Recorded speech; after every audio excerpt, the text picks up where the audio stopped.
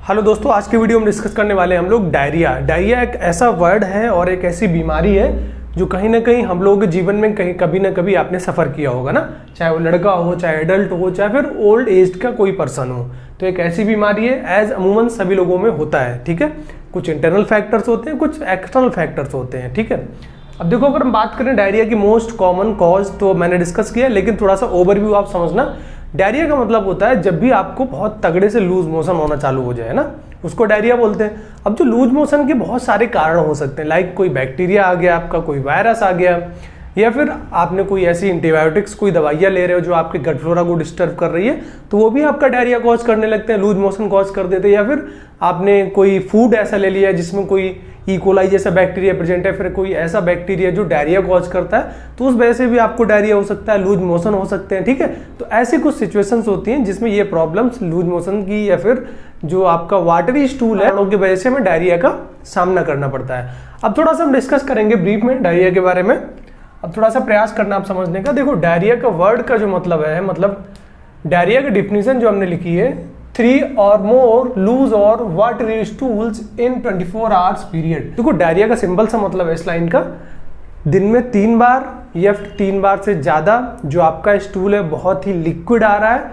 Water की तरह आ रहा है, और जो मोशन है आपका बहुत ज्यादा लूज हो चुका है, उस कंडीशंस को हम बोलते हैं डायरिया। ठीक है, 24 घंटे का टाइम ड्यूरेशन दिया गया है ना, मतलब 24 घंटे में अगर 3 बार या फिर 3 बार से ज्यादा आपको दिक्कत आ रही है ऐसी, तो हम उसको डायरिया की कंडीशन में रखते हैं। जो इसके कुछ फिजियोलॉजिकल कॉज हैं हम डिस्कस करेंगे। तो पहला हमारा क्या होता है, decrease electrolyte and water absorption, बहुत बड़ा रीजन है। देखो इसका मतलब ये है, इलेक्ट्रोलाइट एंड वाटर एब्जॉर्प्शन का कम हो जाने का मतलब जैसे हम कोई चीज़ लेते हैं, खाना लेते हैं, फूड स्टफ लेते हैं या फिर कोई फ्रूट्स लेते हैं, तो क्या होता है भाई, मिनरल्स होते हैं, वाटर क्वांटिटी होती है, इलेक्ट्रोलाइट्स होते हैं, एंजाइम्स होते हैं, प्रोटीन होती है, तो वो एब्जॉर्ब होकर हमारे ब्लड सर्कुलेशन में पहुंचना चाहिए, क्योंकि हमें न्यूट्रिशनल वैल्यू मिल रही है वहां से। अगर वो चीजें नहीं मिलेंगी तो जो हम खा रहे हैं उसका कोई मतलब नहीं है, मतलब हमारे बॉडी के लिए वो बेनिफिट्स नहीं है। अब डायरिया के केस में क्या हुआ, decrease electrolyte and water absorption, मतलब ना ही इलेक्ट्रोलाइट एब्जॉर्ब हो रहे हैं, ना ही आपके बॉडी में वाटर एब्जॉर्ब हो रहा है। मतलब जैसे आप ले रहे हो वैसे ही निकल जा रहा है, एब्जॉर्ब होकर ब्लड सर्कुलेशन में जाना चाहिए, लेकिन ऐसा नहीं हो पा रहा है। वो क्या कर रहे हैं, आप ओरल कैविटी से ले रहे हो, स्टमक में गया, इंटेस्टाइन में गया और तुरंत वो रेक्टस से बाहर चला गया ना, तो ये दिक्कतें आती हैं इसमें। अब दूसरा रीजन क्या है, increase secretion of intestinal mucosa. जो आपकी इंटेस्टाइन है, आंत है, जो म्यूकोसा है, उसमें क्या होता है, सिक्रीशंस बढ़ जाते हैं ना। तीसरा पॉइंट हमारा बहुत इंपॉर्टेंट है, इंक्रीज लुमिनल ऑस्मोटिक लोड। देखो डायरिया होती है जिसको हम बोलते हैं ऑस्मोटिक डायरिया, उसके केस में क्या होता है, जैसे आप फूड स्टफ्स लेते हो या फिर कोई भी खाने की चीज लेते हो, तो क्या होता है, वो हमारे इंटेस्टाइन में स्टे कर जाता है। वो इंटेस्टाइन में तो पड़ा रहता है, लेकिन वो हमारे ब्लड सर्कुलेशन में एब्जॉर्ब नहीं होता है, तो उसको स्पेशली जो नाम दिया गया है उसको दिया है ऑस्मोटिक डायरिया। ठीक है, अब देखो क्या होता है, जब वो फूड स्टफ पड़ा रहता है, लाइक वाटर है, अगर वाटर वहां पे पड़ा रहेगा इंटेस्टाइन में और वो एब्जॉर्ब नहीं हो रहा है, तो वाटर के स्टे होने की वजह से वहां पे लोड बढ़ता है। जब लोड बढ़ता है तो एज सच वाटर रेक्टस से बाहर निकल जाता है ना, तो वो उसकी वहां पे मैकेनिज्म चलती है, तो इसीलिए इसको बोलते हैं ऑस्मोटिक डायरिया। अब जो चौथा आपका है, increase inflammation in intestinal mucosa, बहुत इंपॉर्टेंट है। कोई भी बीमारी होती है हमारे शरीर में, कोई भी डिजीज डिसऑर्डर सिंड्रोम होता है, तो सबसे पहला जो मार्कर है इन्फ्लेमेशन का, मतलब आपकी बॉडी में स्वेलअप होने लगती है।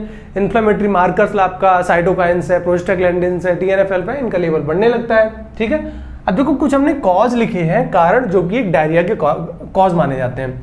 पहला अगर हम वायरस की बात करें तो नोरोवायरस एंड इंटेरिक एडेनोवायरस।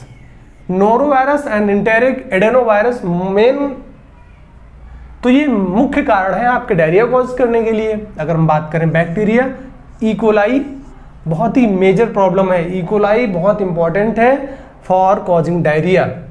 अब मेडिकेशन, मतलब कुछ दवाइयाँ ऐसी हैं जिससे हमें डायरिया हो जाता है, लाइक मोस्टली जो डायरिया कॉजिंग आपकी मेडिसिन हैं, ड्रग हैं, वो आपकी एंटीबायोटिक हैं।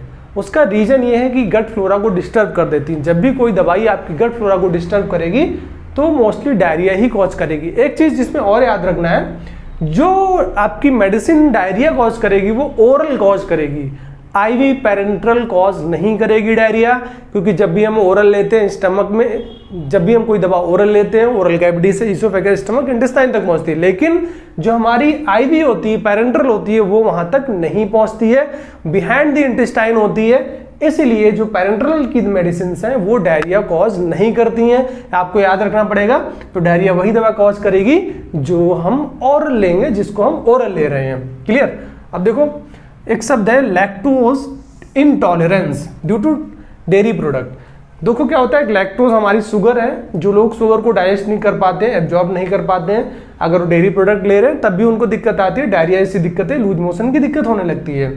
कुछ हमारे पास डिसऑर्डर्स होते हैं जिनकी वजह से परसिस्टेंट डायरिया की दिक्कत आती है, लाइक आपका IBS inflammatory bowel syndrome and ulcerative colitis है आपका, ठीक है, क्रोन्स डिजीज है, बहुत सारी ऐसी डिसऑर्डर्स हैं GIT की जिनसे हमें डायरिया जैसी दिक्कतें आती हैं।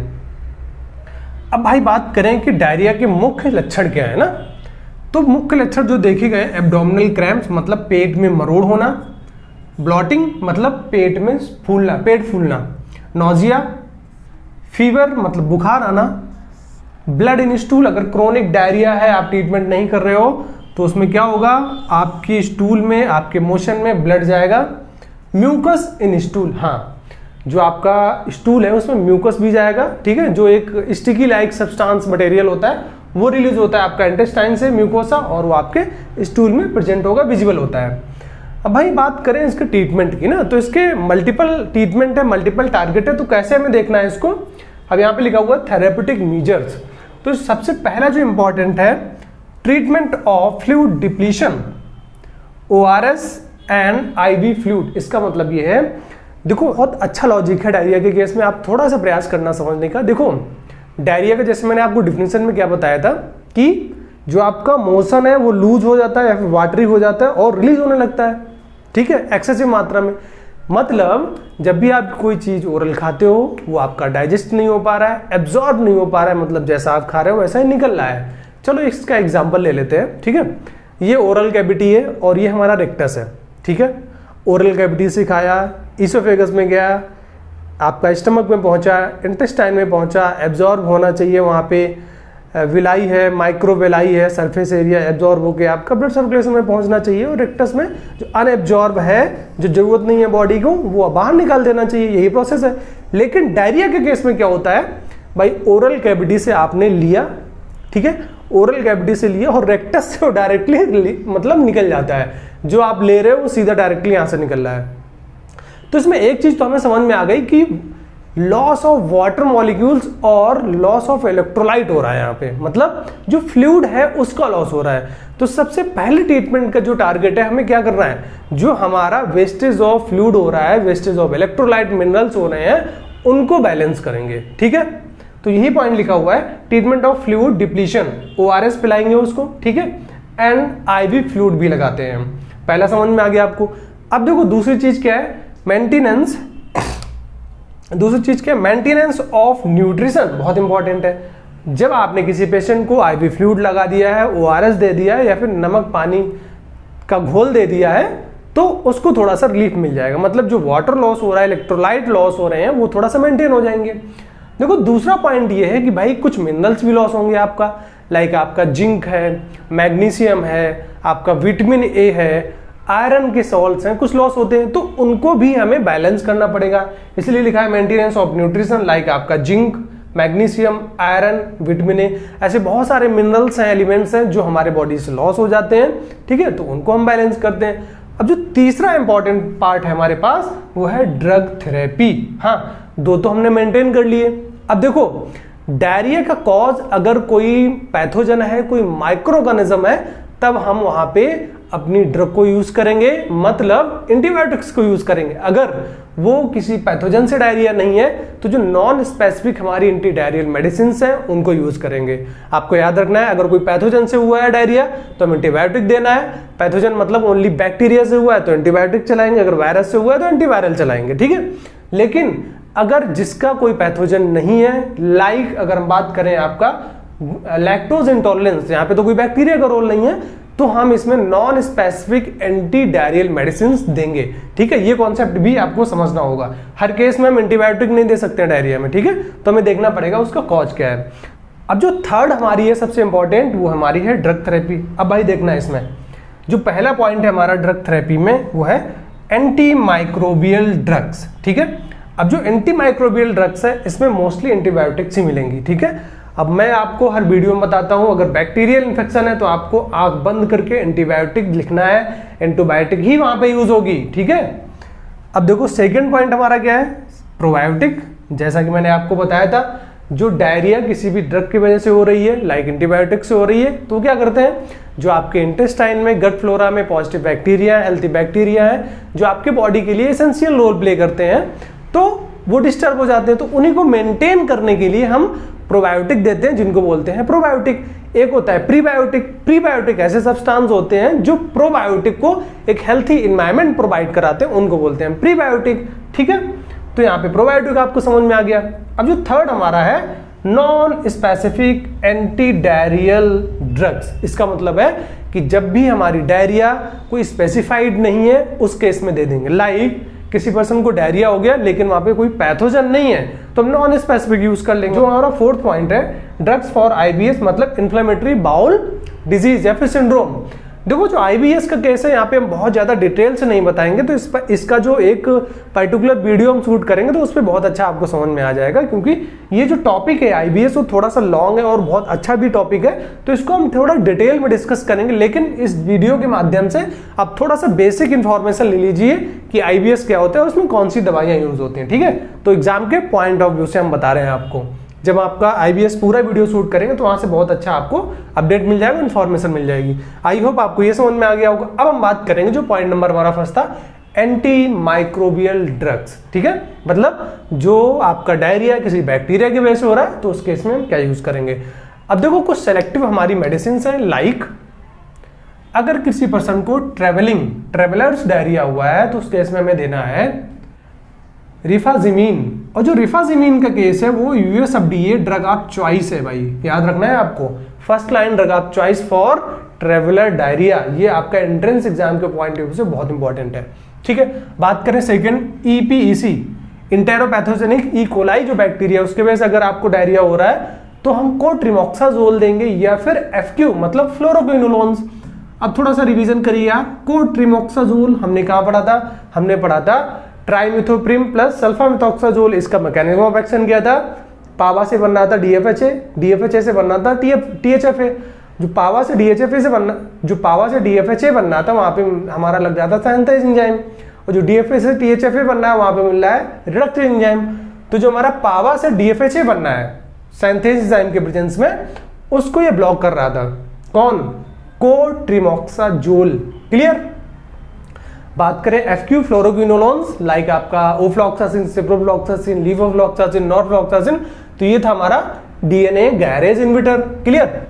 अब दोस्तों जो हमारे पास थर्ड पॉइंट है वो कौन सा है, सिजिला एंटेराइटिस। अब सिजिला एंटेराइटिस का केस है, इसमें यूज कर सकते हैं हम लोग सिप्रोफ्लॉक्सासिन और norfloxacin, both are fluoroquinolone derivative. ठीक है, एंटीबायोटिक है हमारी, इनका भी मैकेनिज्म आपको पता ही है, डीएनए गैरेज इन्हिबिटर।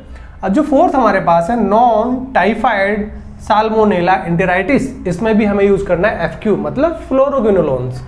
फिफ्थ हमारा है यह एंटेरोकोलेटिका, इसमें हम देंगे कोट्रिमोक्साजोल।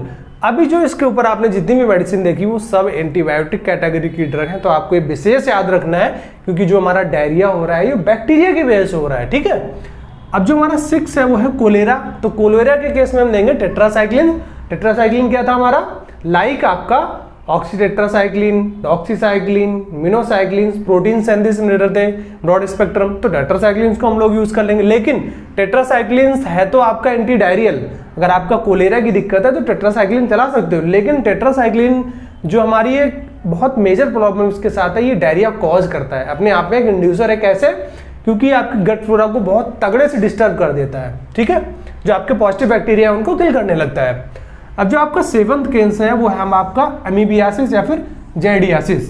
अमीबियासिस या फिर जाइडियासिस के केस में हम एंटी अमोबिक ड्रग देते हैं जिसका नाम है मेट्रो मतलब मेट्रोनिडाजोल। ठीक है, तो ये तो हमारे रहते हैं मेडिसिन के कॉम्बिनेशन।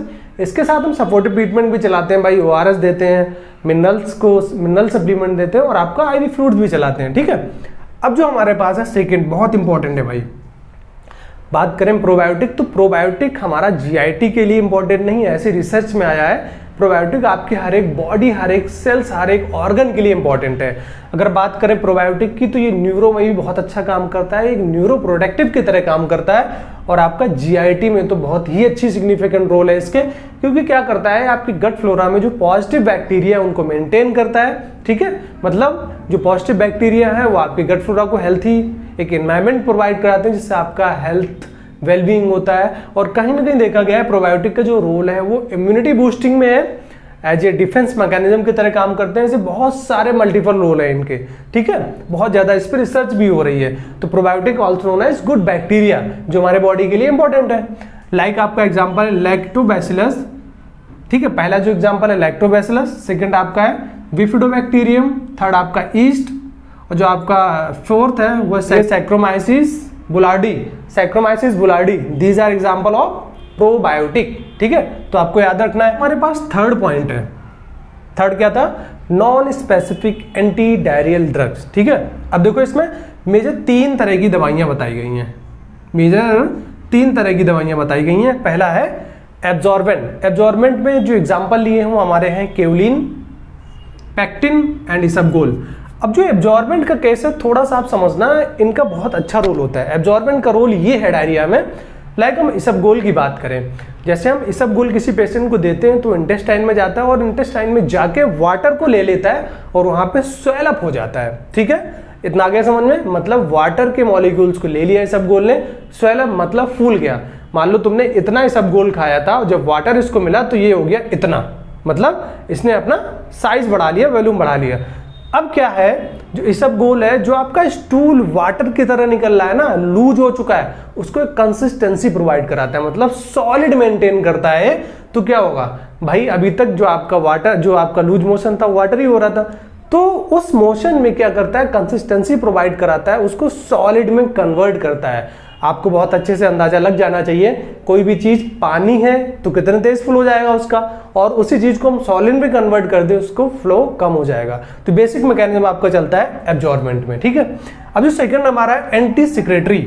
अब बहुत अच्छे से इसके नाम से ही आपको पता लग रहा होगा, डायरिया के केस क्या है भाई, सीवियर सिक्रेशंस होते हैं, कहीं म्यूकोसल सिक्रेशंस हो रहा है, आपका वाटर इलेक्ट्रोलाइट इंबैलेंस हो रहा है, एब्जॉर्ब नहीं हो रहे हैं तो वाटर का सिक्रेशंस हो रहा है। ठीक है, तो ऐसी दिक्कतें आती हैं। तो इसमें आपका जो बहुत इंपॉर्टेंट ड्रग है वो आपका है रेसिकाडोट्रिल बहुत इंपॉर्टेंट ड्रग है। इसके अलावा एक ड्रग और है आपकी, इसमें एंटीकोलिनर्जिक्स भी होती हैं, और आपको पता है कि जो एंटीकोलिनर्जिक ड्रग्स हमारी क्या करती हैं, वो आपकी बॉडी में सिक्रेशंस को ब्लॉक करती हैं, तो डायरिया के केस में न्यूट्रलाइज कर सकते हैं उन्हें। ठीक, अब जो हमारे पास जो अगला पॉइंट है वो है हमारा एंटी मोटिलिटी। देखो एंटी मोटिलिटी से पहले आप ये समझ लीजिए कि मोटिलिटी क्या होता है। मोटिलिटी का मतलब होता है परपल्सिव मूवमेंट, मतलब ऐसे समझ लीजिए आप, ऐसे ये उंगली है ना, ये फिंगर है, अगर फिंगर को ऐसे ऐसे करें हम, ऐसे ऐसे, ठीक है, लाइक एग्जांपल समझिए आप, एक तो हमने सीधा डंडा खींच दिया है ये वाला ना, एग्जांपल समझो आप, एक ये डंडा खींच दिया हमने, एक लाइन खींच दी है। अब देखना मोटिलिटी है फिर परपल्सिव मूवमेंट। अब इसी लाइन को हम दूसरी तरफ से बनाते हैं ऐसे, ठीक है, तो इसके अंदर क्या है, एक मूवमेंट हो रहा है और इसमें कोई मूवमेंट नहीं है ना। तो जो मूवमेंट हो रहा है ना उसको ये कंट्रोल करता है। जितना ज्यादा आपके इंटेस्टाइन में पेरिस्टाल्सिस मूवमेंट होगा, परपल्सिव मूवमेंट होगा, उतनी ज्यादा डायरिया की दिक्कत होगी। ये आ गया समझ में। तो क्या करना है, उस मूवमेंट को हमें कंट्रोल करना है। अगर हमने वो मूवमेंट कंट्रोल कर लिया तो आपकी डायरिया पे बहुत हद तक हम लोग कंट्रोल कर पाएंगे। कॉन्स्टिपेशन के केस में क्या होता है, उस मूवमेंट को, जो हमारा पेरिस्टाल्सिस मूवमेंट है, ब्लॉक हो जाता है, मतलब होता ही नहीं है। जब मूवमेंट नहीं होगा तो जो मूवमेंट आपका ऊपर से नीचे की तरफ हो रहा है, रेक्टस की तरफ, अगर वो मूवमेंट नहीं होगा तो जो आपने खाया वो इंटेस्टाइन में ऐसा ऐसे ही पड़ा रहेगा, नीचे की तरफ जाएगा ही नहीं। डायरिया के केस में उल्टा हो गया भाई, मूवमेंट इतना ज्यादा बढ़ गया, मोटिलिटी इतनी ज्यादा बढ़ गई कि जो भी आप खा रहे हो वो रिटेन ही नहीं हो रहा है, मतलब ओरल से खाया और रेक्टस से तुरंत बाहर, जो खा रहे हो तुरंत बाहर निकल रहा है ना। तो ये मतलब है मोटिलिटी का। अब कुछ दवाइयां हमारे पास, लाइक लोपेरामाइड है, कोडीन है। तो ये ड्रग क्या करती हैं, एंटी मोटिलिटी, मतलब मोटिलिटी जो परपल्सिव मूवमेंट है आपका, पैरास्टल्सिस मूवमेंट है, उसको कम कर देती हैं। अब जो आईबीएस का केस है थोड़ा सा हम एक्सप्लेन करेंगे, बहुत ब्रॉड नहीं बताएंगे। इन्फ्लेमेटरी बाउल सिंड्रोम, इसमें देखो आईबीएस को दो पार्ट में मेजर डिवाइड किया गया है। पहला तो हमारा है यूसी मतलब अल्सरेटिव कोलाइटिस, सेकंड हमारा है क्रोन्स डिजीज, ठीक है। और इसमें जो मोस्टली दवाइयां यूज होती हैं वो आपकी होती हैं सल्फोनामाइड, ठीक है, लाइक सल्फासलाजीन, जब आपने सल्फोनामाइड पढ़ा था तब डिस्कस किया था, सल्फासलाजीन एंड मिसालाजाइन, ठीक है। इसके अलावा देखो ये सल्फोनामाइड है, तो सल्फोनामाइड कैसे काम कर रही थी आपकी, पावा से डीएफएचए, डीएफएचए से डीएफएचए, तो उसको ब्लॉक कर रही थी ना, मतलब फ्लूइड सिंथेसिस इनहिबिटर थी हमारी। अब देखो इसके अलावा कॉर्टिकोस्टेरॉइड्स हैं, तो आपको पता होना चाहिए कॉर्टिकोस्टेरॉइड कब यूज करते हैं, या फिर आपकी इम्यूनिटी बहुत ज्यादा हाइपर हो, या फिर आपको इन्फ्लेमेशन को कम करना हो ना, या फिर किसी ऑर्गन ट्रांसप्लांट का केस हो, तो स्पेशली इसमें जिन लोगों की इम्यूनिटी बहुत ज्यादा है, ऑटोइम्यून डिसऑर्डर है कोई, या फिर बहुत ज्यादा सीवियर इन्फ्लेमेशन है, तो कॉर्टिकोस्टेरॉइड्स में हम प्रेडनिसोलोन को यूज करते हैं यहाँ पे। उसके बाद इम्यूनोसप्रेसेंट्स, इसके साथ इम्यूनोसप्रेसेंट्स लगाते हैं ना। इसके अलावा जो और ड्रग हमारी है टीएनएफ अल्फा इनहिबिटर्स मतलब ट्यूमर नेक्रोसिस फैक्टर, तो ये कुछ दवाइयां हैं जो हमारी आईबीएस के केस में यूटिलाइज होती हैं। दोस्तों आई होप आपको वीडियो अच्छा लगा होगा। अगर आपका कोई क्वेश्चन है तो most welcome in my comment section. Thank you.